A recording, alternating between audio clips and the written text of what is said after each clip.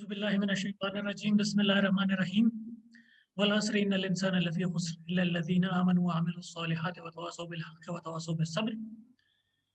Thank you, Dr. Bish.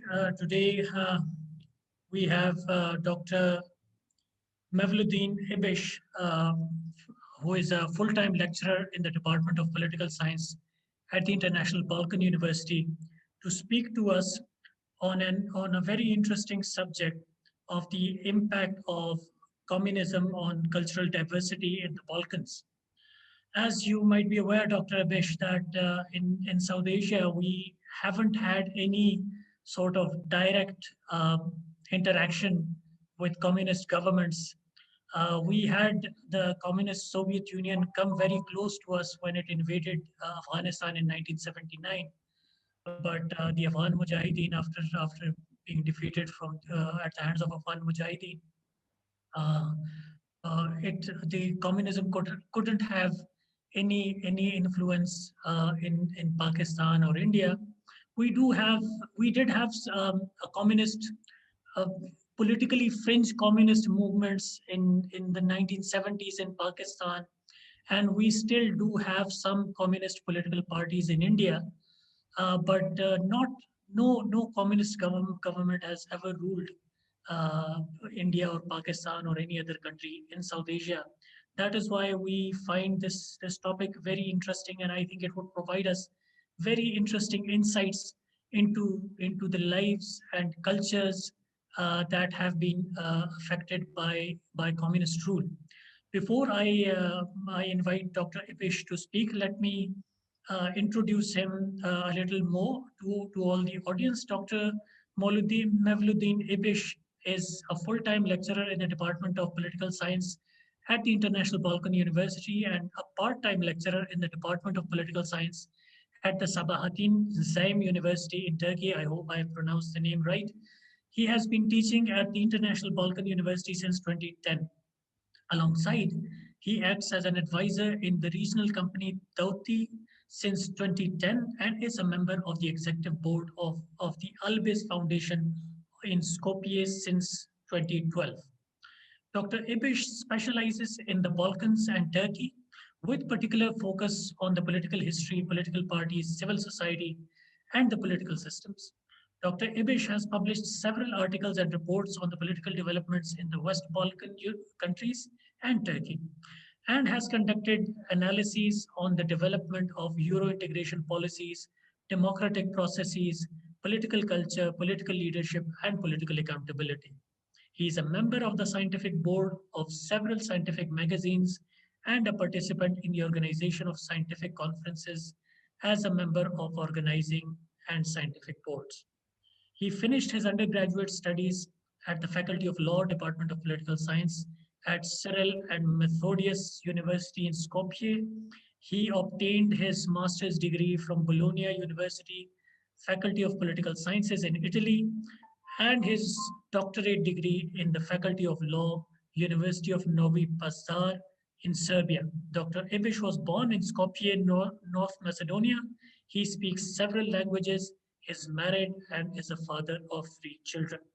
With that, I invite Dr. Ibish to please share his thoughts with us on the topic for today. Okay, thank you very much for the introduction, Arish, and thank you very much for the invitation. I'm very much delighted to be with you. Even though, as you have already stated, I'm not involved into the political developments of your region, but the Balkans might be seen as a common, let's say, perspective, at least on the conflicts or possible conflicts or conflicts that never stop, apparently.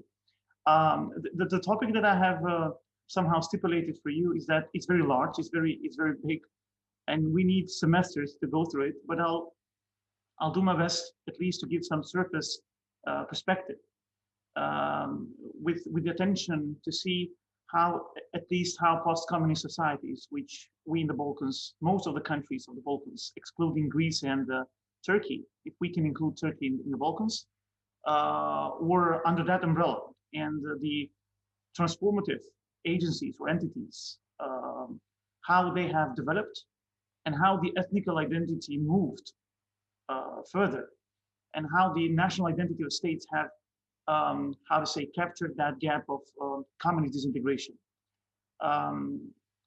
This course of contemporary Balkan politics I taught in Turkey, and it went for 14 weeks, and we never actually we needed more time with our students. But I'll do my best in that 25 minutes, as you already mentioned in your email. And I don't know whether 25 minutes is enough, but inshallah, with God's willing, I'll try to somehow summarize. We wouldn't mind if you overshoot by a few minutes. Okay, okay, no problem. I just have a PPT, not that I use PPTs, but I have a PPT maybe for your consideration.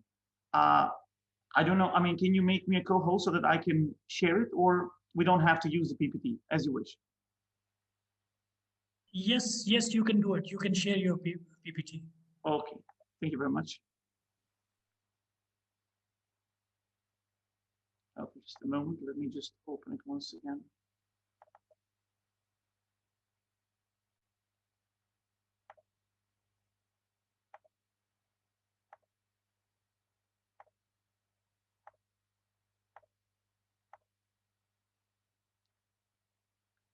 Okay, I hope that it's visible now.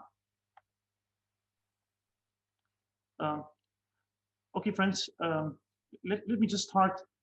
In order to talk about the Balkans, in order to identify the Balkans, or in order to talk about the consequences of the communism and the impact of communism or post-communism in the Balkans, we have to identify the Balkans. And defining the Balkans is quite, a complicated, how to say, perspective, because it includes a geographical notion, but indeed it does not imply the geography, rather it implies a political construction, mainly. So the term Balkans, it derives from the Bulgarian Balkan mountains etymology, as an etymology. But mainly the Balkans include a quite great range of countries that it have been, at least from a terminological point of view, have been known in the Ottomans as the Rumelia, or a region in the southeastern part of Europe, mainly. So it includes a large chunk of countries that have transformed throughout the years, to be honest.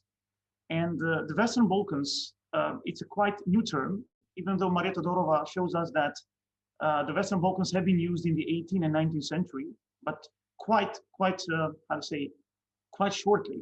But in the 20th and 21st century, we use the term Western Balkans not to identify a geographical concept of the West, but the term Western Balkans now identifies a region which is not integrated in the European Union. Having in mind that the Balkans, it's a region that it's part of the European continent, and the Euro integration process, it's an inevitable process, though it goes very problematically. It's very complex.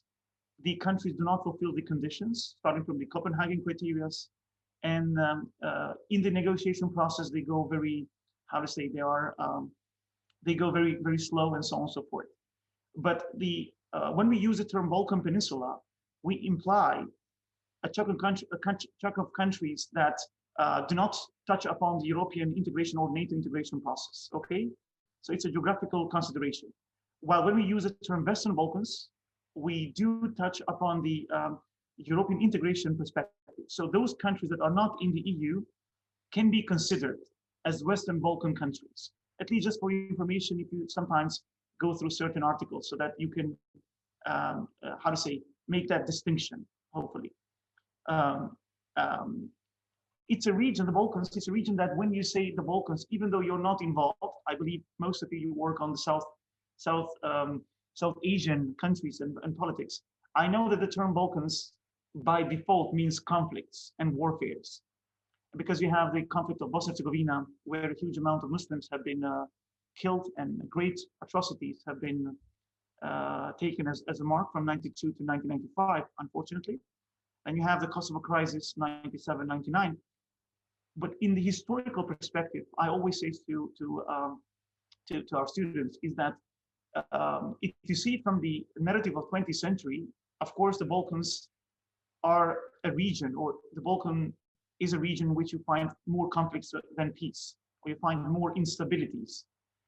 But if you go and see the broader picture from an historical point of view, in these 3,000 written historical evidence that we have, you will come to another positive argumentation that the world in these 3,000 years was in most of it, in 2,700 years, full of warfares and conflicts. And you find around 300 years of peace and stability. And guess what? The Balkans is that region in which 300 years were peaceful under the Pax Ottomana and Pax Romana. So you have here the Ottomans and the Romans. In that analogy, I would like to state that the Balkans is a region in which lots of civilizations impacted.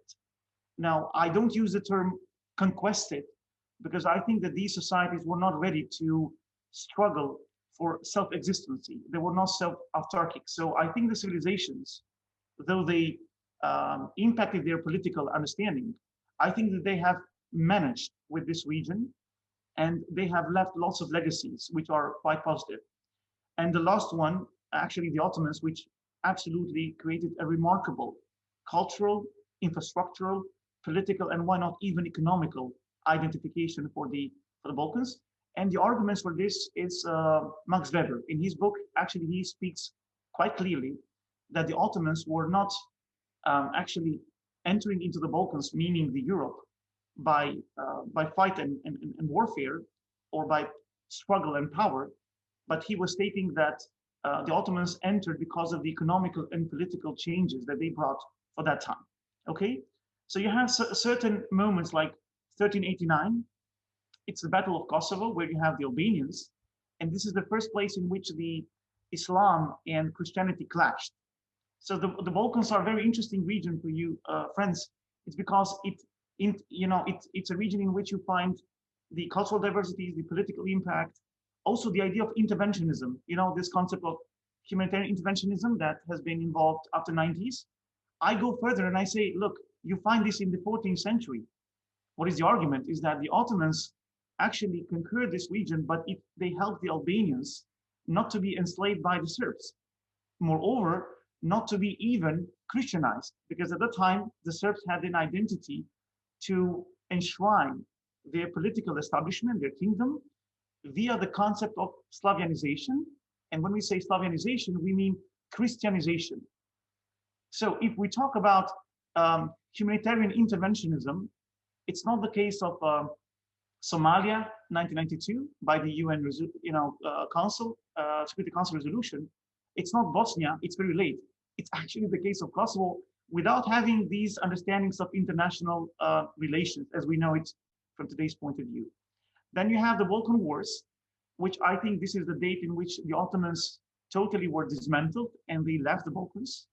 And from this point, practically, you have a new establishment in the Balkans, in the vast majority of the Balkans, I think.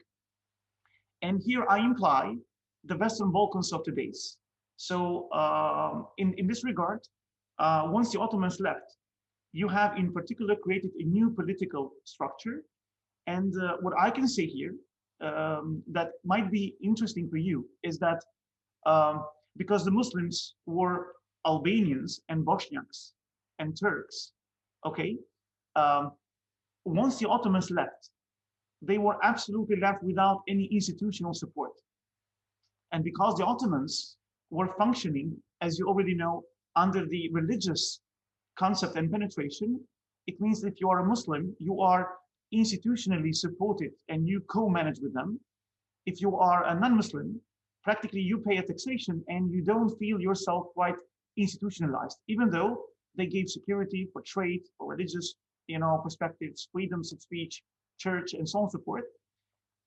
Once the Ottomans left, what is very important is that the Balkans as a region, mainly by Serbs, have evolved profoundly towards atrocities against the Muslim communities. I don't touch upon whether they are Albanians or Bosniaks, but mainly Albanians and Bosniaks paid a huge price, my friends. And you can find these arguments at Trotsky's writings.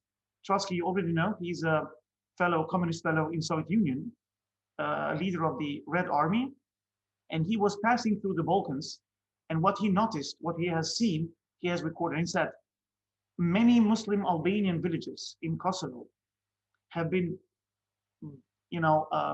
completely burned and their people, the members of the communities were killed in a sense of paying the price of those 500 years in which the Ottomans, were established. So my point here is that the Muslim community in the Balkans marked a quite profound, let's say, political activism during the Ottomans, but also they paid a huge price in order to remain in the Balkans. That's why I think maybe that perspective, when you compare with Kashmir of today's, you might make a correlation, or the atrocities at least, if I may say so.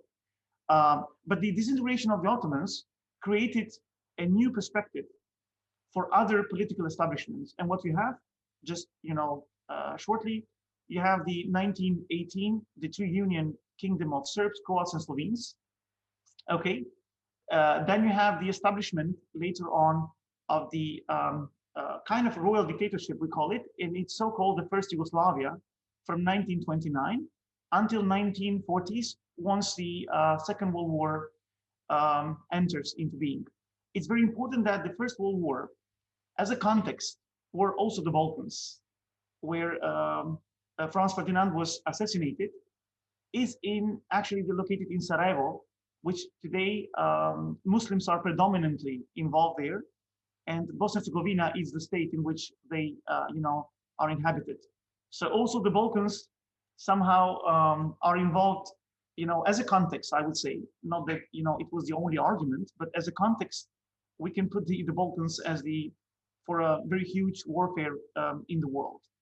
From 1929 until the Second World War, you have this royal dictatorship in which the ethnical or national identities were left aside, and a kind of individual dictatorship was imposed. But what we have to say is that the Serbian perspective was mainly involved. So somehow in the vast majority of the Balkans, I mean, I exclude the Greece, Bulgaria, I just talk about today's Western Balkans from Slovenia to Macedonia. Okay, I talk about, when I say this, from 1929, this is a region which you have this royal dictatorship from 1929 up to 1940s. Okay, and here in this region, mainly, if you can see, practically the Serbian political impact was very much profoundly involved. And this is from 1918 up to 1940s. And I go further and I say the Serbian political stability was visible until 1990s, my friends, until Yugoslavia was disintegrated or under the so-called Milosevic regime. Maybe for you, these names are unknown. I'm very sorry about that, but maybe we will have other times to go in a much more detailed provisions. So what is important is that in 1944-45, once the Second World War ended, we had a very interesting fact, and I know here you are familiar, is that you have this, how to say, this ideological conflict between the communist, ideology and democratic provisions in the Western European side, but somehow fascism created a kind of neutrality between these two huge ideological constraints. And I always say to students that if you would like to see the case of Syria today, if you allow me, is that the fight of the opposition towards the regime of Assad practically was stopped because of the existence of ISIS. And I can make this analogy, is that fascism was a kind of perspective of today's Syria, the case of ISIS, which totally diluted these two constraints, and they were together in order to fight against the German Nazism, if you will. Once this stopped, actually communists or the Partizani took control in the vast majority of the Balkan Peninsula. And here we can include actually all ex-Yugoslavian states, starting from Slovenia, Croatia, Bosnia, Serbia, the region of Kosovo, Montenegro, today's Macedonia.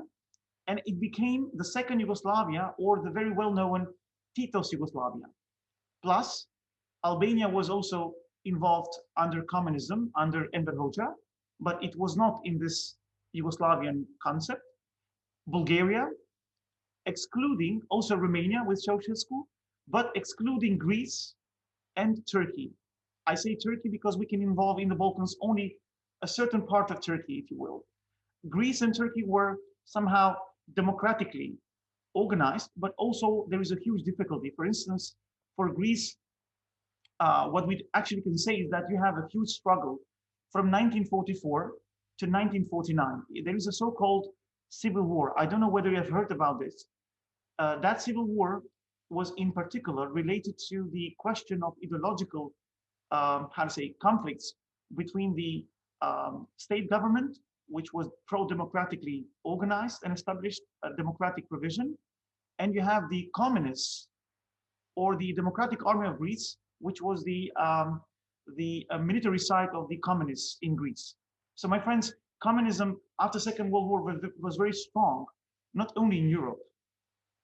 I can go even further. If you go and see the American politics, you'll find out that in the 1940s and 50s, even in the USA, the communist platform was very much accepted, or the leftists accepted even in the USA, to be honest. Okay, but later on, with an agreement between Soviet Union and USA, they have totally dismantled the communists. So somehow, for the youngsters, communism and that equality, of stratas, the working force, the proletariat of the dictatorship of proletariat was intriguing and attractive for the people, and as such, it was in Greece. So what we can say is that Greece was pro-democratic, but until 1949, there was an internal struggle. And with the help of Americans and the Brits, practically the Greek government won that, let's say, internal war. And from 1949, it breathed democratically. Turkey, for me, as a Balkan state, I would go that it emerged as a new republic from 1923 by dismantling the caliphate and the old structure. Here we can talk a lot. I mean, and I believe you are familiar with this topic. I say that Turkey from 1923 had a democratic vision, but without democratic political competition. Okay, so you had no multi-party system. People voted the Republican People's Party, and I would disagree immensely that it was a democratic establishment. So what I'm trying to say here, that you have the communist regime involved, plus plus Greece and Turkey were kind of complicated regimes. We cannot speak about pure democratic, platforms. That's why I give these two examples to you. And when we talk about the involvement of communism or socialism, because to be honest, these countries were in the first phase of socialism by creating the platform in which the workers will come to a point in which they are going to leave the country. Of course, it was a kind of political cliche, if so, but this was the main idea from 1944, 45 until 1989, 1990s. It's important to be mentioned Enver Hoxha in Albania, a very I can say negative political figure, even though the surname Hoxha, because he was coming from a Muslim family, he totally dismantled Islam. And what I would say here is that if we compare types of communisms or types of socialisms in the Balkans, my friends, I would go further and I would say that Albania's type of communism was the most hatred type against religion. From 1960s, Albania becomes the most religiously isolated country by constitution, by creating policies to dismantle all religious institutions. But empirically stated, I could say that this provision was mostly involved towards the mosques. So a huge amount of mosques, a huge amount of masjids, a huge amount of places in which people were gathered and actually were practicing their religious activities or freedoms, were not just closed, not just shut down, they were also dismantled physically. And what you should remember is that yes, Albania under Enver Hoxha was one of the most painful processes when it comes to religion. That's why we say that in Albania, once communism failed, Albania was a community or was a society as tabula rasa. They had no religious implication. And here I would go and I would say that when it comes to Islam, states that impacted that community with regard to giving certain basic knowledges about Islam is Turkey, Iran, and Saudi Arabia. These three countries were profoundly involved in the 1990s. Iran with Shia Islam of interpretation, Saudi Arabia with their concept, which you're familiar of, much fundamental interpretation of Islam via the Salafi concept of schooling, while Turkey were predominantly involved in that spiritual type of Islam, without touching the political dimensionality. Salih Berisha, which was the prime minister of democratic state, in Albania, then he cut down and he said Saudi Arabia and Iran would go back and Turkey will remain to impact the society by giving information, dissemination of knowledges about Islam via institutional parts. And for you, it's important to know that even today, the Albanian Muslim religious community, or the so-called Diyanet, it was under the impact of Turkey. But from 2016, because the coup d'etat attempt in Turkey from the Gülenist movement. So let me go back a bit, if you allow me, is that Turkey involved in the Balkans when it comes to religious impacts via the Gülenist movement, because the Gülenist movement is one of the most important, let's say, civil communities that impacted different regions when it comes to informing about Turkey. It was a so-called soft power for Turkey. But because of that clash that happened in 2016, I don't want to lose your time about that. You might be informed. Turkey cut roots with the Gülenist movement, but Gülenist movement continued to be very much important factor in Albania. So today, the AK Party's regime or Tayyip Erdogan's leadership has no involvement in the religious capacities in Albania, because the Gülenist movement is so strong there by creating, by holding all of these institutions, because they were working with them from 1990s, okay? But for you, it's important to know that Turkey has impacted a lot the way how religion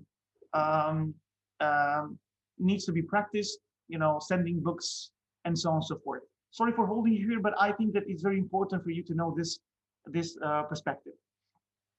In Bulgaria, it's very well known Todor Zhivkov. Maybe you can go through articles and you find a very strong leader with lots of negative impacts. What are the negative impacts for me is that in 1980s, my friends, very early years, he is known about the Bulgarian xenophobia against the Muslims or Turks. Imagine in 1980s, my friends, 1984, 1986, 1988, he involved a policy to change the name of Turks, mainly Muslims, from Muslim names, family names, to Bulgarian or Christian names. For instance, like from Fatima to Susanna, from Hassan to Vladimir. So a systematic involvement of forced assimilation in modern times. And Todor Zhivkov is known about this, and it's so-called the xenophobia of Todor Zhivkov against the Turks and the Polaks. So most of the Turks that remained have changed their names, unfortunately. Some of them migrated back to Turkey.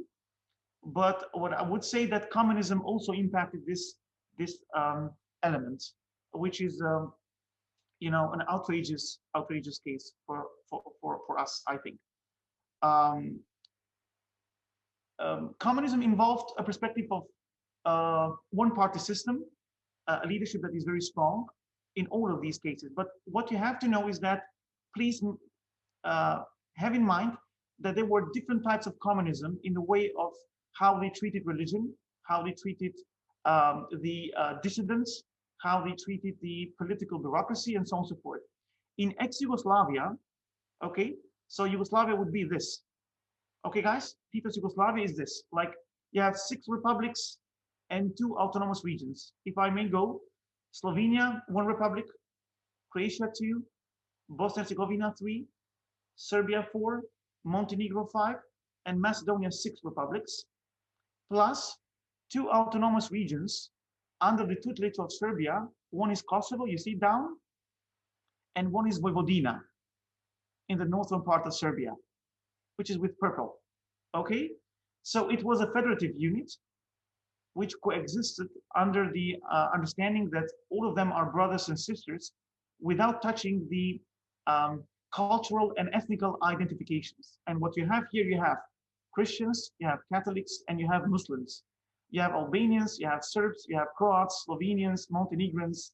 So all of these complexities from ethnical and religious diversification perspective, communists tried to create a symbiosis in which you would completely dilute, you would put a strain the ethnical and religious differentiations, but you would be a sister and a brother in ideology, in socialism. And by doing so, you are going to marginalize everything that makes you different, and you would go for the communist identification. And in this regard, I would say that Yugoslavia is the best example how different ethnical divisions came together. Unfortunately, I have to say that the case of Muslims in Bosnia and Herzegovina, or Bosniaks, which by default are Muslims, have entered into this trap by, seeing it that perspective as true. And you had until 1990s, the biggest amount empirically of mixed marriages between Muslims and non-Muslims, like a Muslim woman with the Christian man, or vice versa, a Christian woman with the Muslim husband, and you have a combination that later on that will perpetrate with another consequence, in which you have issues with the family identification. Children were left between these two concepts, and the warfare of 1992 also left a great mark by showing that fact that this type of brotherhood was an artificial construction from the communists in order to pay attention for their regime, but not that they were ready to accept the differences as they were assuming, in paper. So I would say that communism in ex-Yugoslavia was mainly a good example in a sense of numbers in Bosnia and Herzegovina, and I'm very sad to say that Bosniaks, Muslims, were involved into that process. Whereas the Albanians in Kosovo, you see Kosovo here down, just upper Macedonia, here are the vast majority are Albanians, still are Albanians, and the vast majority of them are Muslims. They never entered into this dream. Okay, so Albanians somehow knew that this is a trap, and they never mixed with Serbs in a sense of mixed marriages and so on and so forth. So you see, you have two Muslim communities, Bosniaks and Albanians, living in Yugoslavia, having the same ideology impacted them in education, politics, economy. Bosniaks entered, Albanians were more conservative. And this helped the Albanian identity to remain as untouchable versus the Serbs and the others, which were, Christians by default, and so on and so forth. In this topic, I know that we can talk a lot, but I just want to wrap it up in those 20, 25 or 30 minutes, if you allow me, hopefully. What is important for you to know that the Balkans, not that they are very much known to us about this political and cultural and ethnical diversification. Mainly we talk about heterogeneous societies, friends. We don't talk about homogeneous societies, though in Albania, in Bulgaria, you find this type of society, but in ex-Yugoslavia, societies are heterogeneous. And that's why it was very hard to actually control the disintegration process. So what happens? Once the Berlin Wall failed, this was a great symbol and a signalization that communism is falling. And since the case of Germany started to be, somehow enclosed, you have the first signals of disintegration. You have the Baltic states, which are in the northern part of Europe, that were part of Soviet Union. You had the Soviet Union examples of Russian Federation itself, if you will. And you had the issues of ex-Yugoslavia, which by default, what is the point here? My point here is that it was not the case only to move from communism to democracy, to change planned economy with free market economy, okay? Actually, Yugoslavia was touching upon the question of self-identification and self-determination. So the decline of communism, for me, it's in the Balkans. It's a path. It's a path. Sorry, towards new state identification. So they were not only ideologically transforming themselves, but they were actually transforming their state identifications, and new independent states emerged. Of course, here you have the problem, which I am mentioning here, is that if you can see, the dissolution of Yugoslavia, it's between state sovereignty of Yugoslavia, because Yugoslavia was an international entity belonging to United Nations, and the national identities of all of these countries, starting from Slovenia, Croatia, Bosnia, Montenegro, Macedonia. My point here is that the Balkans were entered into new perspective, new, let's say, political perspective via the concept of warfare for new state identifications. And because it touched upon the territorial sovereignty, the argument of CERP was like this: you cannot disintegrate from a federation because it's a concept of unity. If one state is disintegrated, then the military actually should be involved and secure the territorial sovereignty and integrity. But the argument of these states was that we are not willing to remain anymore in a communist regime. So by democratization, they have contextualized their state identification. Because I believe some of you in the audience, you are from the IR, you know that the only argument to be self-determined in the international relations, actually the UN to recognize you, practically you have one argument. The argument is, if you secede, or the so-called secessionist movements, where it ends and where it actually starts.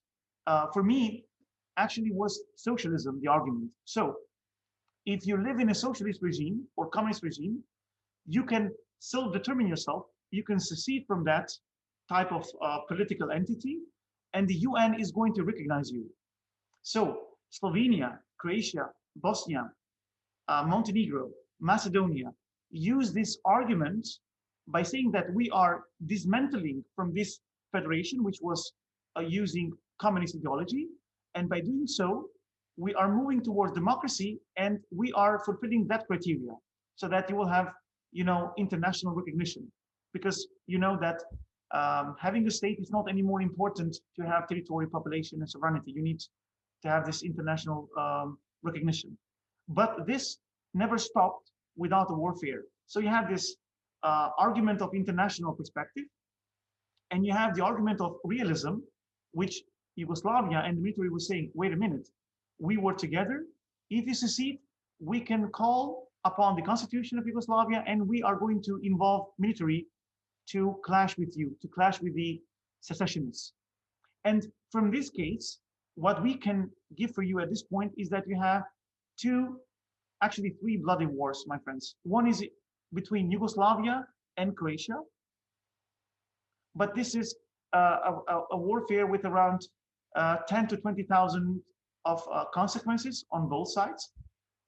Mainly Croats are Catholics, while Yugoslavia was controlled by Serbia or by Milosevic, which predominantly were Christians or Orthodox, if you will.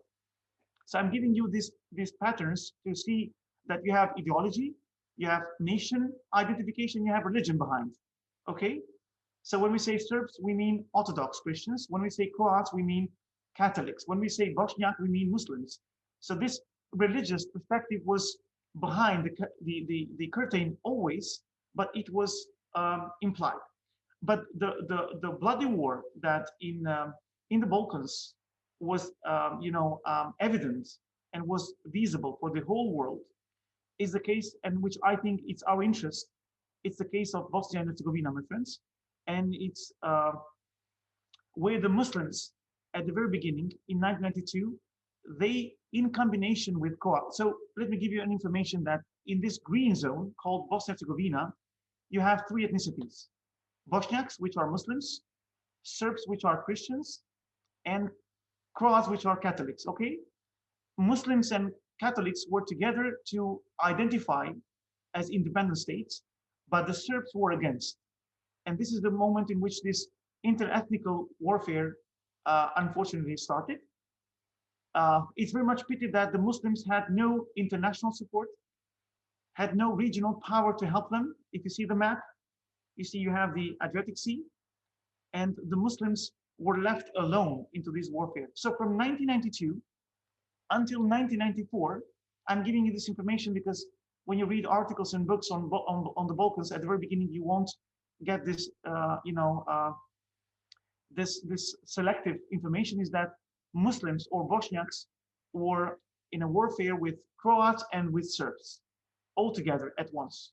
Therefore, the consequences were very much huge until 1995, and practically because of that, you have the Dayton Peace Accord, and for the first time, you have the so-called of humanitarian interventionism in the Balkans at once. Thank you. So in this regard, what you find out is that the first, I would go humanitarian interventionism, even though Russia and China identifies it as a military interventionism.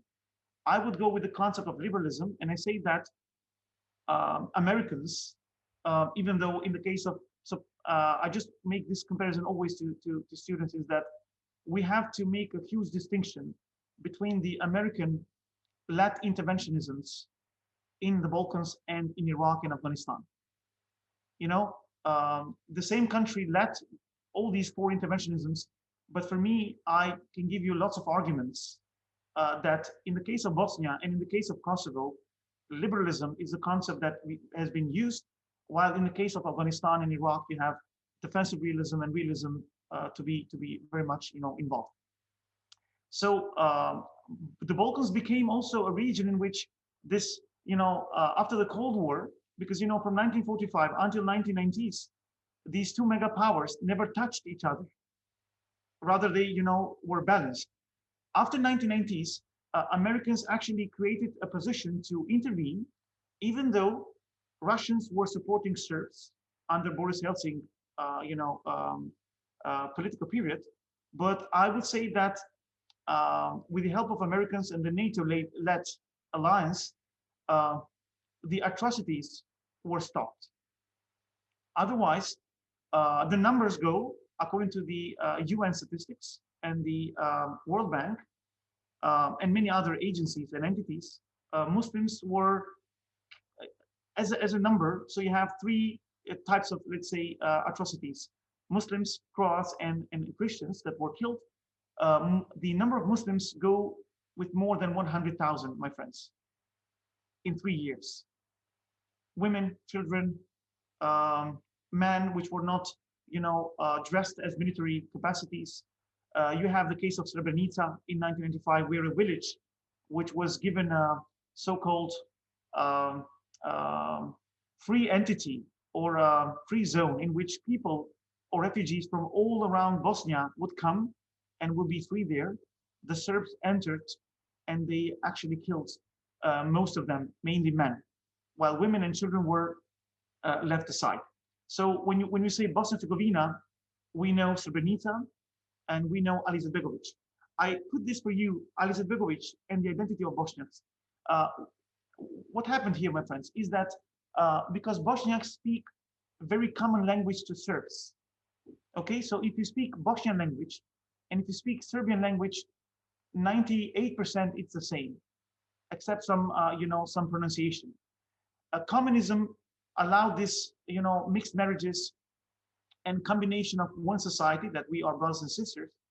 And what happens is that Ali Izetbegovic and the young Muslims, or the so-called Mladi Muslimani, this is my interpretation, okay?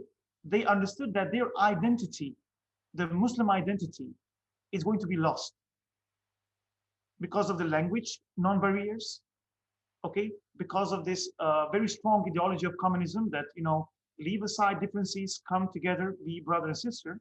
And he wrote the so-called Islamska Deklaracija, or the Muslim or Islamic Declaration. He's very well known about this. And there is another book, Islam Between West and East, from him. So he becomes a leader of the Muslims, actually to penetrate the concept that, wait a minute, we are different than Serbs. And the only difference that can capitalize us is Islam. And therefore, his political narrative always went through Muslim identification. Not that he wanted to create a Muslim state, as Serbs were playing with Americans, and they were using this card of, you know, that Muslims are going to invade Europe because, you know, they are going to create a state of theirs. But he was using Islam as a paradigm to create a position for self-identification and division between Bosniaks and Serbs. Okay, he was imprisoned by the Serbs, by the way, and he also led the warfare. He was the president of the Bosniaks in this very complicated warfare in Bosnia and Herzegovina. Result, Dayton Peace Accord in USA. For me, a very complicated political system, which is being divided into two political entities with three ethnicities. We don't have time, but if there is an interest, other times we can organize, and I can explain to you that they have a very difficult, in this country called Bosnia and Herzegovina. This is the division, my friends. This blue side, it's the Federation of Bosnia and Herzegovina, where Bosniaks and Croats actually share power, while this red part are the Serbs, the so-called Republika Srpska. These two entities create today's Bosnia and Herzegovina. It's a very complicated system, very hard system, but the idea was how to bring peace, or rather how to create, how to resolve with a developmental political system. The question was how to bring peace, rather to create a more functional political system. So I would go with this thesis.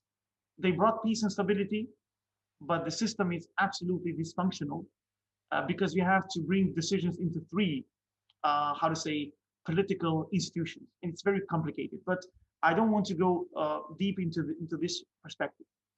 Two, you have the case of Kosovo, where Albanians now, and Kosovo is this part, I just go back, you see this southern part in the Serbian case, it was an autonomous region where Albanians were in majority, and because they were pushed from the Serbian political schism, they wanted to have more democratic provisions and rights and establishments.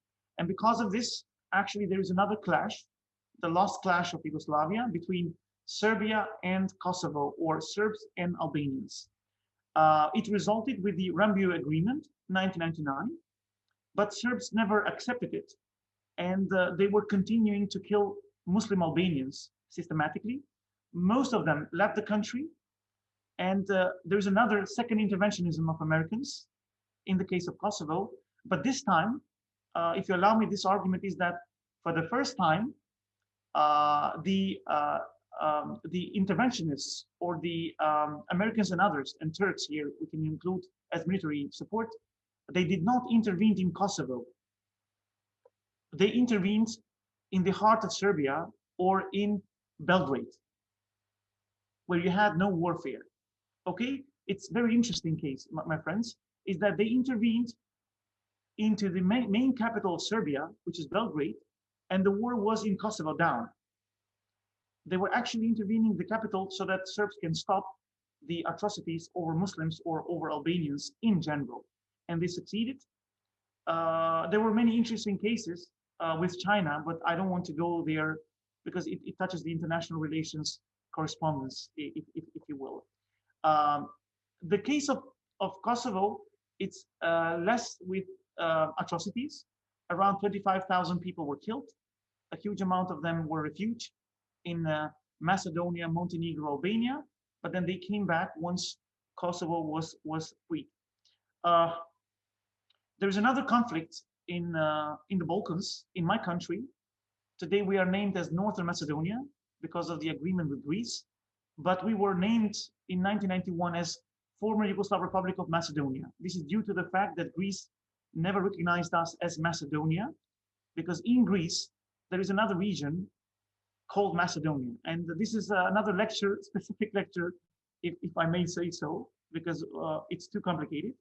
But for us, it's important that we had an interethnical conflict in 2001 that was very short, in about 6 months, with a very small amount of killings on both sides. But we reached an agreement, and it's so-called Ohrid Agreement. And in this agreement, consociational theory, I believe we have here political scientists, and they know what is consociational theory of Aaron Lipkart. We have come together and we agreed to share power in this small country called today North Macedonia. If you see this part, the southern part, and we share power between all ethnical diversities. In this country, we have Macedonians, which are Slavs and Christians. We have Albanians, which are Muslims in general, which I belong to that community. We have Turks, we have Bosniaks, we have Serbs, we have Romas, we have other communities which are not so relevant, to be honest, and so on and so forth. And today we share power based on the key of consociational concept, and the ethnical division, it's the predominant construction when we imply policies. So in other words, the state identity is below the ethnical identity. Okay? It may be strange for you in Pakistan, but here in the Balkans, the ethnical identity is much stronger because the state identities never were imposed, or because they were very new in that frame to create the melting pot in order to put all ethnicities into one construction. Now, to be honest, even the French concept was very late, even though it started from 1789. You can go and find arguments that in France in 1960s, not all France were speaking French language. Or take the case of Switzerland, for instance. Never that melting pot, was achieved. Or rather, you have cantonization between the Germans, Italians, Greco-Romanians, and French-speaking communities. So we have peace and stability from 2001, but we struggle how to share more power between the ethnicities. Something which is in general, let me see something in the chat. Okay, I'm coming to that question which Nabila, you are asking. And I'm talking about more general things about the Balkans. And Arif, please just tell me when I have to stop, okay? Arish, sorry. Maybe yes. I've exceeded. Yes. I'm very sorry. Can I go through this just a bit? And you can Sure. I'm sorry. I'm very sorry about this. So except Greece and Turkey, because they were pro-democratic and they had free market economy, the rest of the Balkan states, all of them, actually entered into this transformation of political and economical, construction. For me, it's very interesting that through economical transformation, we have created a new political oligarchy. In other words, we had to sell all the public assets to the private foreign direct investors. But what they have done is that they have de-evaluated the values of the public companies in order to sell for cheaper prices, but then to have black money for them. Okay? One is the concept of privatization, and two, you have the denationalization. Whatever was private, the communists took under their control. Now, a new phase, whatever was public and was taken from the people as private owners, is going to go back to them. And this concept is denationalization, plots, different types of stores, buildings, and so on, so forth. For me, it's very interesting that through the devaluation of the public assets in all of the Balkan states, we have created a new political elite that needed to be fed financially, because political parties need money, and not always they are financed by their membership. And imagine after communism, you did not have a very strong economy, you had no trade unions, you had no understanding of democratic processes. Therefore, people that own these companies actually were pumping money to the new political parties, which were mostly organized on ethnical basis or in homogeneous societies, ideological basis. So for instance, in Albania and Bulgaria, You have ideological parties like social democrats, socialists, conservative democrats, and so on and so forth. While in Serbia, in Macedonia, in Bosnia and Herzegovina, in Croatia, you have ethnically organized political parties. Okay, so because that was the need. In order to compete politically, you need to have this ethnical card, and you actually go through it. And still, we continue. Let's say in Macedonia, in my country, we still continue to have this political struggle between Macedonian political parties and Albanian political parties. And then once you have elections, we do coalitions and we share power between Macedonians and Albanians. What we have, even though some of the countries entered the European Union, such as Bulgaria and Romania in 2007, my friends, we still, I think, we still have problem with when it comes to corruption and nepotism. And the term balkanization, which I'm giving for you at the very beginning, but I did not enter into a discussion. You see, the second balkanization, it's referred to a process of disintegration, because Balkans changed the territories, changed the establishments, and so on and so forth. I think that the term balkanization, moreover, should be used because of the concept of corruption that we have in these countries. So when you say you have been balkanized, it means that you have been entering into corruptive, constructions. Still, unfortunately, and this is a legacy from communism, we have the concept le parti c'est moi. Once you win the elections, the party that wins the elections, that runs the government and the state, actually, it concentrates not only policies that they enshrine through the parliament, but they concentrate all the political authority in their hands. And they don't allow very much this so-called check and balance to be, constructively organized, yet formalistically we have it in our constitutions.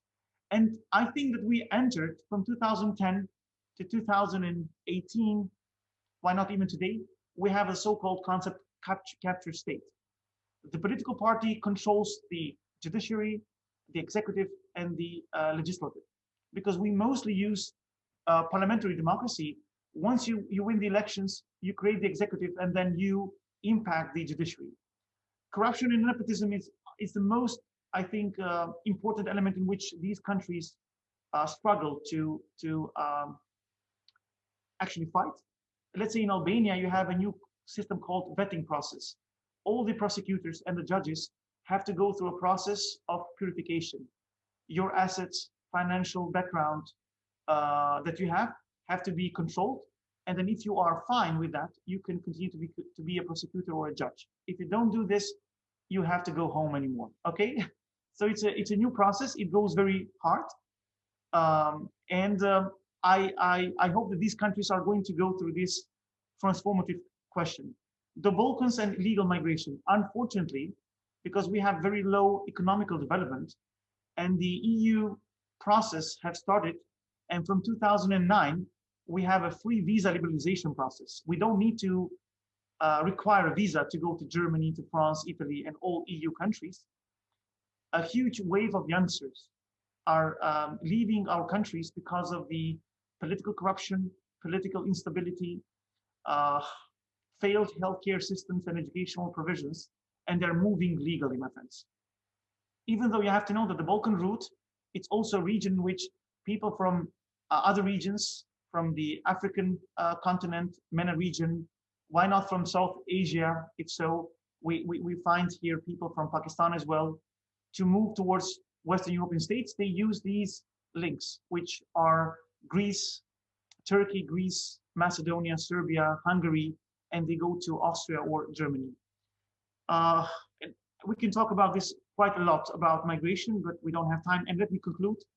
The Balkans in the EU and NATO, most of the Balkan states are already members of NATO. Not that NATO became much stronger because of these countries, to be honest, but NATO for us actually, it's an asset in order to construct an idea that we are very safe as countries or as societies. So please, you investors from outside, you can be free, and without any hesitation, you can invest in our countries and in our economy. And that's why we struggle. My country entered into NATO 2020 because we made an agreement with Greece. It's so-called PRESPA agreement in 2018. We changed our name. It's another discussion, very complicated, but we are part of NATO. So from this map, let me tell you, Slovenia, Croatia, Montenegro, Albania, and Macedonia, Bulgaria plus, okay, let me have this map, sorry. Bulgaria, Romania, Greece, and Turkey are in NATO, even though Greece and Turkey are from 1952 as a very old allies. The first enlargement are Greece and Turkey. The rest, we are in NATO. Which countries are left? Bosnia and Herzegovina, Kosovo, and Serbia are left out of NATO. But in Kosovo, because we have American establishment of military perspective, Kosovo is, as it is, part of NATO in a sense of security, but it's not the Euro construction in NATO.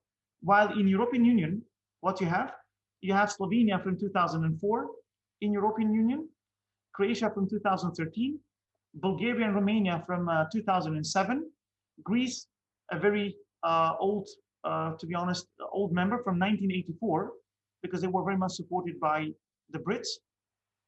Turkey, which is struggling, to be honest, from 1950s, but officially from 1980s, and it's not a member of EU.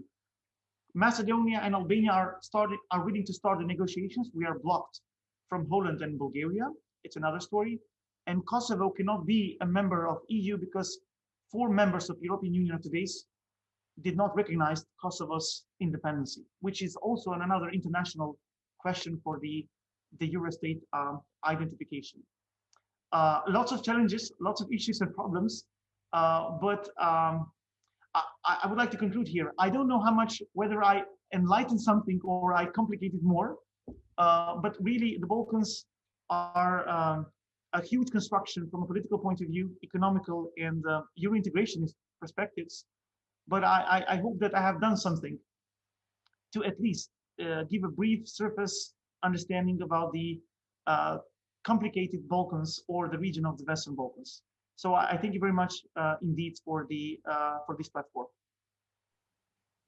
Thank you so much, Mevludin. I think it was fascinating. I personally learned a lot, and I also have a few questions of mine as well.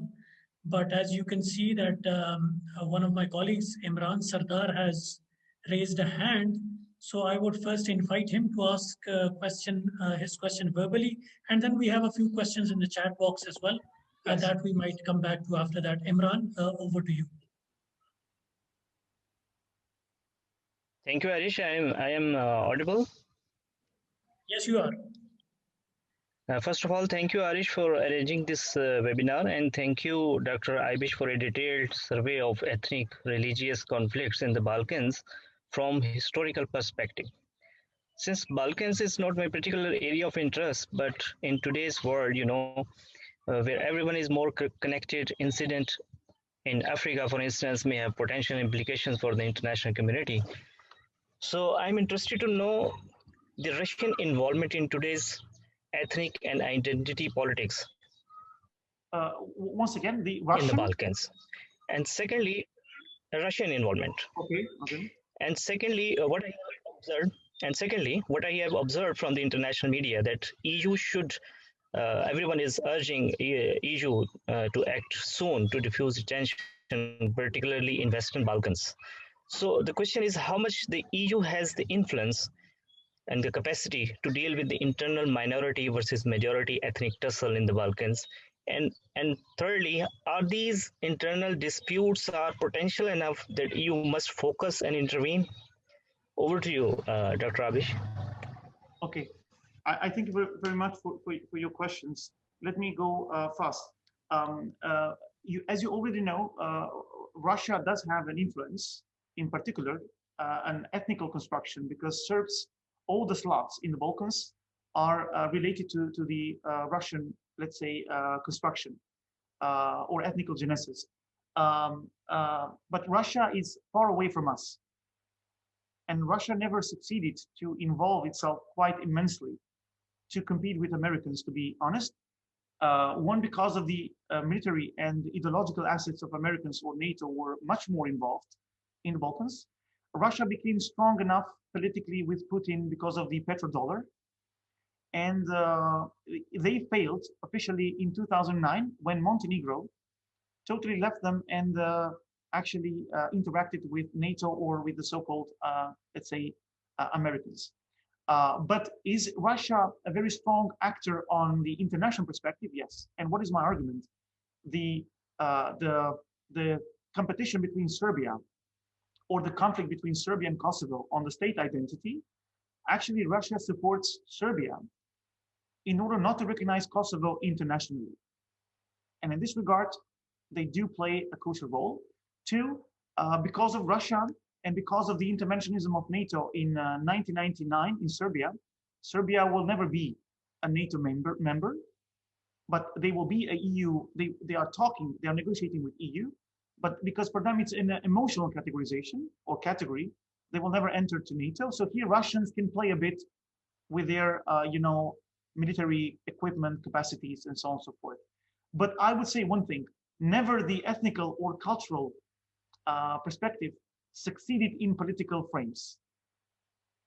You just go and see Vučić, for instance, the president of Serbia, with Trump, he had an important agreement over Kosovo, and he signed with Americans a great deal for Serbia, and actually accepted Americans as one of the best allies for Serbia. So I think that Russia do not have a huge, political, geographical space to play with. But from a cultural point of view, an international point of view, they can play over the case of Serbia versus Kosovo and the case of Bosnia and Herzegovina. Two, whether the EU will impact itself with regard to tensions. We don't have much tensions nowadays, to be honest, but we have certain conflicts that are observed from our side. And the EU has this dream in a sense of that when these countries will be involved into EU or integrated, somehow the issue of borders, somehow the issue of frames, it's diluted. It's not anymore existential because we enter to a common market, we have no borders, and they play with this card. But I would say that EU is very slow and late in the way how they integrate us. Not only in the negotiation process, but also in the way how they economically prepare us or educationally. Because what can you struggle, in my consideration, is when these countries are left without any preparation. Then you have a full-fledged migration. People will move from these countries, as we have in Bulgaria.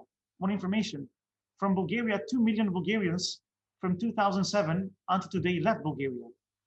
Okay, so you have an entrance, but without preparation, and people go to Germany, people go to I don't know, Sweden, if you will. But they don't want to stay here, even though we will be part of the European Union.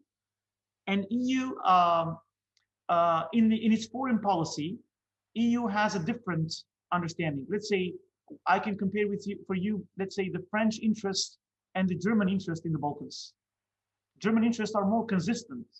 Let's say they don't want to have any division of Kosovo for Serbia, while the French and others might have a different understanding. So I think that when it comes to foreign policy point of view, EU itself is disintegrated.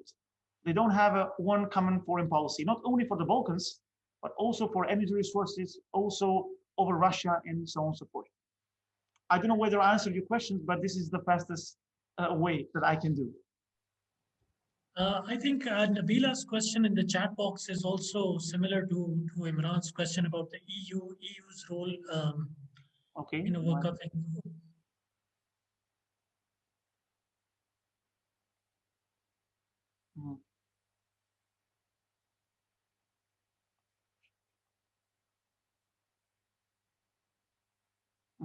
Okay, as I stated, the Balkans as a region or as a peninsula, etymologically are gaining the term from the Balkan chain mountains, which are in today's central and eastern part of Bulgaria. But we have used also Romania as a term. We have used the Balkan Peninsula, the Western Balkans later on, and so it's an origin of the mountains from which we take this term, the Balkans. Most of the countries, yes, got the independence. For instance, Albanians in 1912, Albania became, but some of the other countries took independence from 1990s because Yugoslavia captured them. So I don't think that we can do this comparison between, sorry, as you say, the Caliphate and communism. The Caliphate or the Ottomans actually paved attention for Albania to become an independent state. But the Caliphate had no power to give any support for internationality. I would go further that Albania was supported by the Ottomans for its independence, but it was supported by also Hungary for its international relations. Because you already know that in 1914, you have the League of Nations. And at the time, I think two forces helped Albanians to become an independent state. One is the support of Ottomans internally to not have a struggle. And two, I think the Austrians very much supported Albanians not to be captured by Italy and Greece. So this comparison between the Caliphate and communism, I don't know really how to make it, but what I can say that is that in communism you can find many things that, let's say, Soviet Union played with Muslims. You know, that the plot is ours. You know, there is no stratification of people. We are all equal. You know, and they played very much, let's say, with Central Asian countries of Kazakhstan, Turkmenistan, if you will, that, you know, Islam can be melted within the frames of socialism in a sense of economical, you know, distribution. We have to be equal. We have to be one. And in that sense, we can find some elements. But the Caliphate or the Ottoman Empire, if you think about the Caliphate, but all Muslim constructions were not under the concept of equality in economy. To be honest, I'm not a religious scientist, but I can go further that the Muslim communities appreciated liberal concept of trade and the liberal concept of economy. We had rich and poor. Based on that, you have to pay your zakat. You have to help your people. But I think Ottomans and Islam never supported the ideas of planned economy, and this is very good. Absolutely, this is very good because, you know, you're not going to, how to say, lower down the the inventions, the activism of people, and so on and so forth. So I don't know, how can I correlate? The third question of yours, for how many years communism survived in the Balkans and how did they fail to deliver? How did they fail to deliver? I don't know. Okay, the communism survived from 1945 until 1990s, and how they delivered it is because of the very strong military support of their own and a very huge control of information. Bear in mind that communism or socialism, it's a type of totalitarian regime. And totalitarian regimes are those that not only control the policy making, but also control our life individually. So they have penetrated in the families, and here intelligence services are mainly a huge force there. Every information for somebody will make you a dissident, and they would send you to gulags, and they would either kill you at the very beginning. You had military courts, but later on they would send you to imprisonment.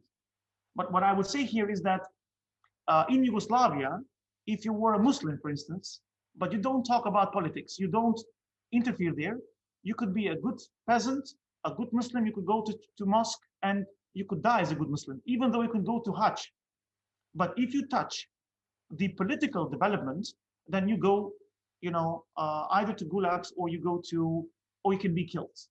But in Albania, for instance, very strong communistic construction, as it was, you know, Stalinism, Leninism in Soviet Union. If you talk about religion, if you go to church, if you pray, if somebody gives that information that Mevludin is praying, you can be killed or you can be sent to special, we call these gulags, special, prison capacities. And you have to work for the regime, and then you work until you die. You have no food and so on and so forth, and they will kill you at the very end, if so. State were ruled over more. So what was the cultural impact of Ottomans?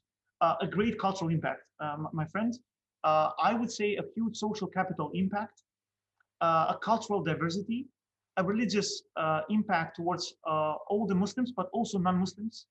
Today you have lots of Arabic and Turkish words, not only to Albanian languages and Bosniak languages, but also to Slavic languages.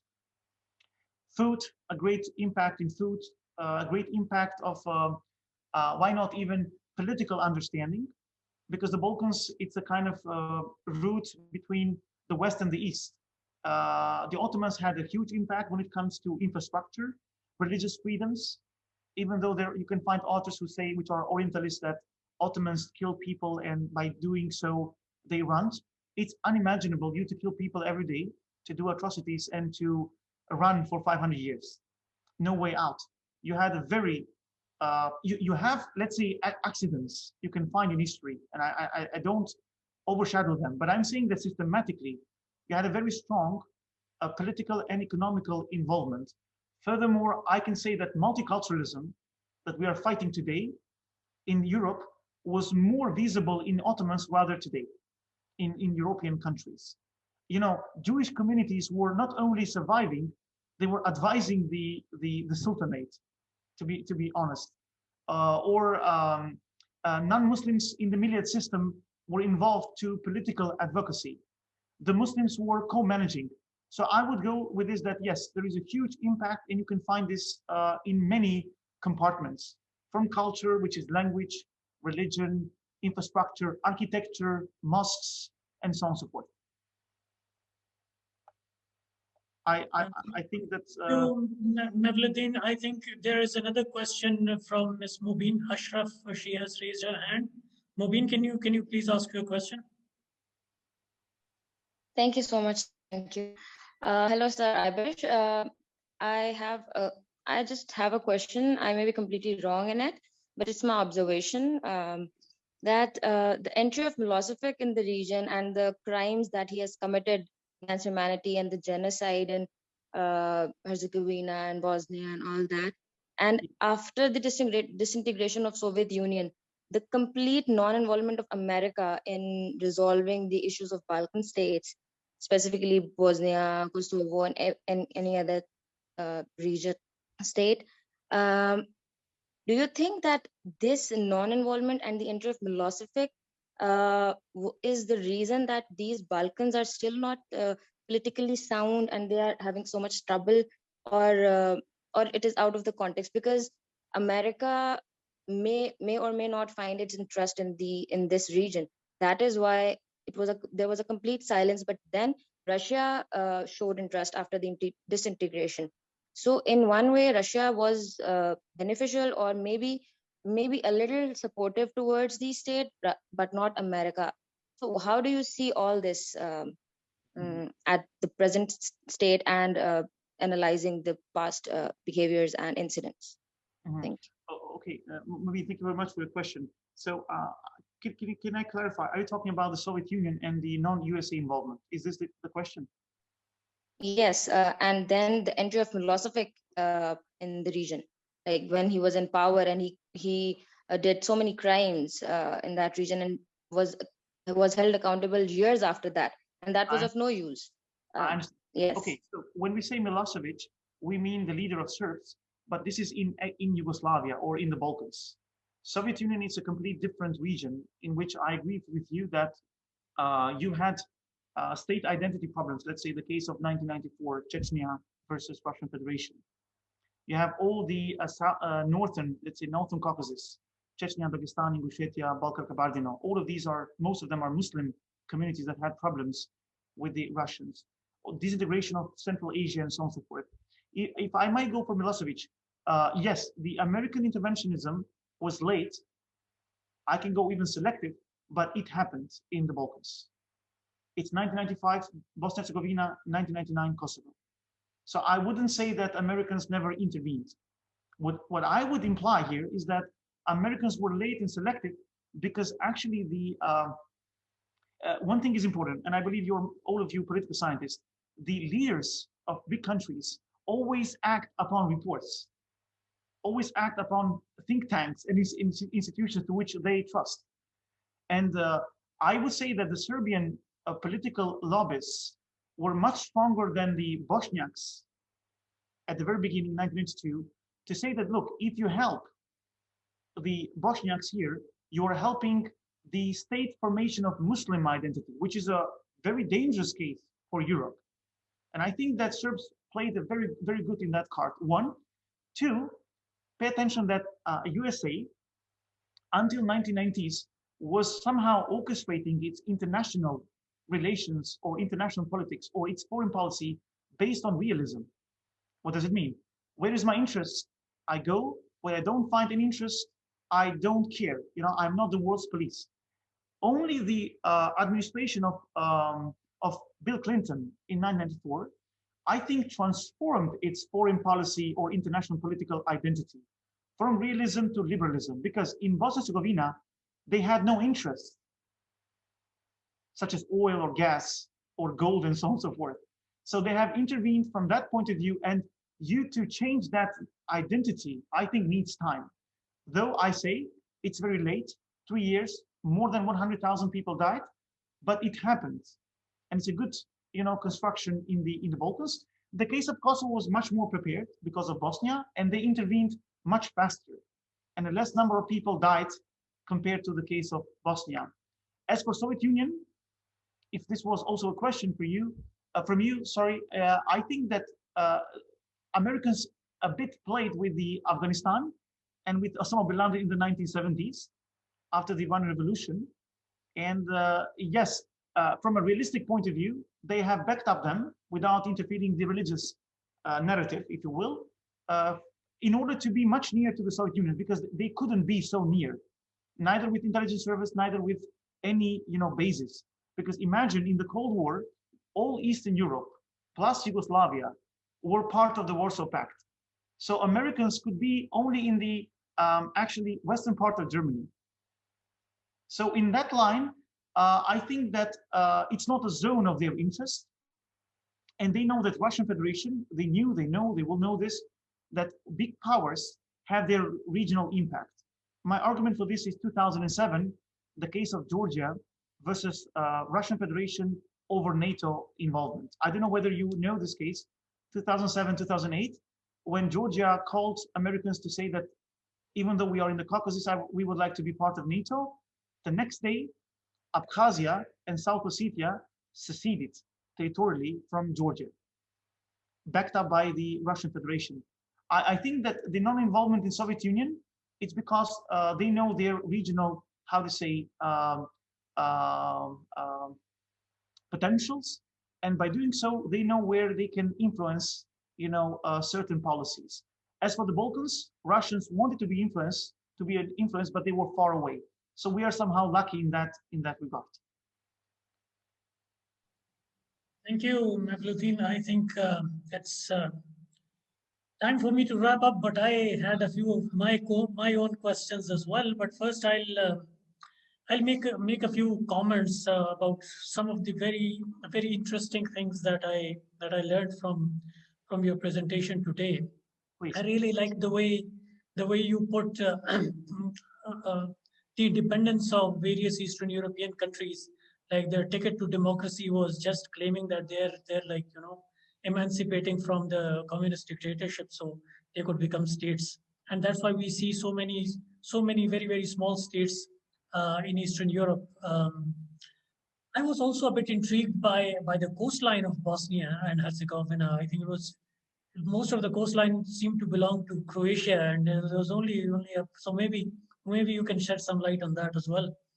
Okay. And then I didn't know about this Bosnia and Herzegovina and its very complex system of governance and how it has made it more or less dysfunctional. I think that's a very interesting and pertinent observation that most of us are not really aware of. I also liked your observation about getting democratic without exposure to democratic values. I think that is how it has been in most of the colonial world and in post-colonial states, not only in Eastern Europe, but most of us post-colonial states have also gone through this process where democracy was exported to us in raw form, and we just established representative institutions and didn't really have those democratic values to back them up.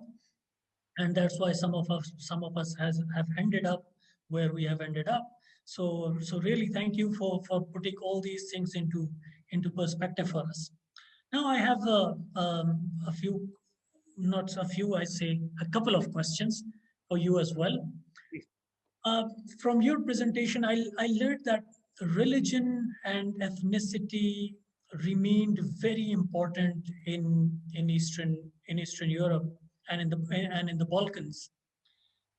But what we learn from about Western Europe is that in Western Europe, religion has ceased to play that an important role, or it's the way it's perceived by us, or it's the way it is portrayed to us. Would you agree with that contention, or would you think otherwise? Would you think that in Western Europe today as well, religion still plays an important role, but under the surface? Mm-hmm. My second question is about I heard you mention somewhere in your talk that that politics on the basis of religion and ethnicity has not proved very productive.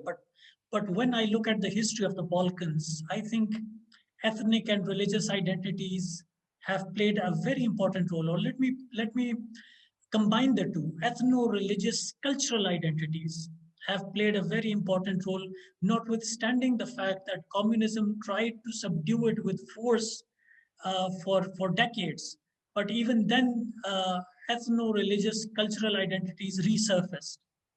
So I think I would want to have your take on this. That you mentioned that it did not play that important a role in politics, but the way we look at it, the history of the Balkans, I think that's all ethno-religious cultural identity that has been playing its role. So over to you with these. Yeah, I don't know where I stated that the ethnic and religious construction never played a role.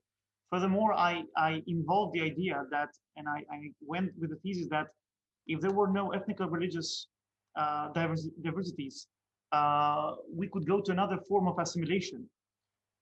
If you will, at least when it comes to the Serbian, let's say, penetration, starting from the 14th century up to 1990s, if you will. So for me, ethnical identities in the Balkans are very much important. We survived through them. We identify ourselves. And I can go furthermore. I think that the ethnical identities can also be combined with religious, background. So when you say Slavs, you by automatism, you know that you're talking about Christians. When you say Bosniaks, you know that you talk about Muslims. Okay. When you say Croats, the majority of them, they are, Catholics. So in that regard, I think that why it survived. Now to come to a question, I think that these ethnical and religious diversities survived because of communism. Even though communism created a policy to totally dismantle them, you know how it is in life. What is forbidden, it's more attractive. So I think that I can go even further. I can give this comparison to Turkey, for instance. With Turkey, living in a more strong authoritarian regime in which you have certain conditionalities over religion or ethnical political identifications, people are more collectively organized and they push forward about these issues like religion or ethnicity. And living in a more liberal construction from a democratic point of view or individual point of view, I think that people are putting a strain religious constructions. And we can see this comparative analysis nowadays. We live in a more liberal, let's say, constructions, and the youngsters are moving more towards deism, for instance. You have this case in Turkey, more than 40%, some data show that youngsters from conservative families that voted AK Party and Tayyip Erdogan, let's say, which brought lots of policies to impact religious moments in the public life, from those people, those youngsters are moving towards deism. So I'm just saying that maybe we existed because of communism. We survived because of that. But of course, if you lived in Yugoslavia, you could go to mosques. Your father could show you how to pray. But in Albania, you could be killed. So in the case of Albania and in the case of Soviet Union, during Lenin, Stalin's time, why not even Khrushchev's times, I think it was very hard for you to be a religious man or a family member. That's why we in the Balkans, from Macedonia, from Kosovo and others, when you come and you visit us, you will find out that our religious Muslim identities are more visible. One example, if you come for Ramadan, you'll find out that in my place, most of the shops, I'm narrowing down the argument now, okay, so I'm simply polite. is that during the month of Ramadan, most of the shops are not working. But if you go to Albania, people fast, but shops work as usually. So I think that because we were living in Yugoslavia, in a semi or in an authoritarian regime, but with some religious allowances, we could continue that impact, which I said to our friend, what was his or her name? Sorry, he's Wasik Ali, is that social capital that we inherited from the Ottomans in Yugoslavia, we paid political prices, but we were allowed to continue to do our religious and cultural practices. And we have a continuation. But countries that do not have continuation, such as Albania, you find different pictures about religion. They are religious, but they don't have the religious interpretation as we do in this part of the Balkans, like Western Balkans, if you will, excluding Albania. As for Western Europe, I think that I was as an Erasmus lecturer for 1 week in Holland. What I could assume, this is my understanding, okay, I think that thanks to Muslim migrants from all around the world throughout these years that are looking for certain religious and political rights, mainly in Holland are Turks, I think that the Catholics have seen a certain light. Otherwise, you have a huge impact of atheism that have involved itself into all institutions, political institutions, cultural being, individualism, if you will, in order to create an understanding that religion does not have any place into the social interaction of people. So I think that in the case of Europe, absolutely religion has been put aside. Look at the churches that are being sold to different types of, let's say, companies, if you will, or different types of restaurants. You don't have any more members of those communities. But what I would say is that not in every country is the same. I can go another argument of mine for Switzerland, for instance. You know the treaty of Münster and Osnabrück, which were two treaties before the Treaty of Westphalia. I still think that the most conflictual society, even though it's the most peaceful state in the world, based on Catholics and Protestantism, it's Switzerland. Like, take the money as a financial resource and stability and welfareness. I could go that there is another fight between Catholics and Protestants in Switzerland. You have a huge clash there, to be honest. Britain is the same, if you will. So I think that religion exists there.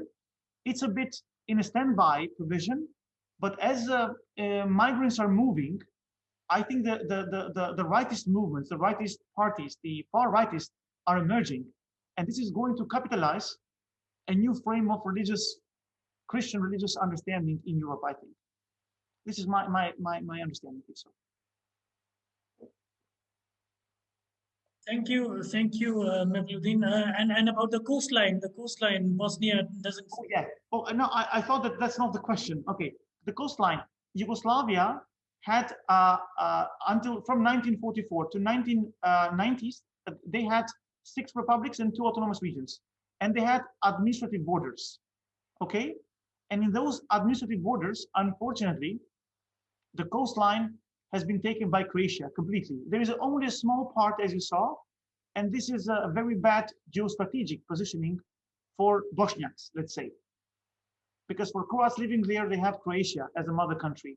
Bosniaks are in the middle, and they have no access, neither territorially, neither in the seaside. That's the administrative borders, which were capitalized or recapitalized once the independent states were emerged. So nothing changed there. So it's a product of communism. Thank you. It was really fascinating and very enlightening and educative. Thank you for joining. I did modestly what I could in this short time. I hope nothing complicated, but maybe in other times we can have different. I think there's so much like there are so many subjects that you've just broached. And I think we do have certain topics that we could explore in our future interactions. This is just the beginning, Mevludin. We would be bothering you maybe again as well. I mean, of course, I'm here, so if I can disseminate something over this region towards you, it will be my pleasure. I'm delighted. Thank you so much once again for being with us. And Okay. thank you everybody for joining us. I think it's been 1.5 hours. So I would thank Mevludin once again and everybody else. Thank you so much for joining us. Allah Hafiz.